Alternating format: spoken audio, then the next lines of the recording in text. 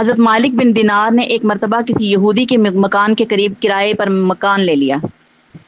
آپ کا حجرہ یہودی کے دروازے سے متصل تھا۔ یہودی نے آپ کی دشمنی میں ایک ایسا پرنالہ بنوایا جس کے ذریعے پوری گندگی آپ کے مکان پر ڈالتا رہتا۔ آپ کی نماز کی جگہ ناپاک ہو جایا کرتی۔ وہ بہت عرصے تک یہ عمل کرتا رہا، لیکن آپ نے کبھی شکایت نہیں کی۔ ایک دن یہودی نے خود آپ سے عرض کی کہ میرے پرنالے کی وجہ سے آپ کو کوئی تکلیف نہیں؟ آپ نے فرمایا، پرنالے سے جو غلاظت گرتی ہے اس کو میں جھاڑو لے کر روزانہ دھو ڈالتا ہوں، اس لیے مجھے کوئی تکلیف نہیں۔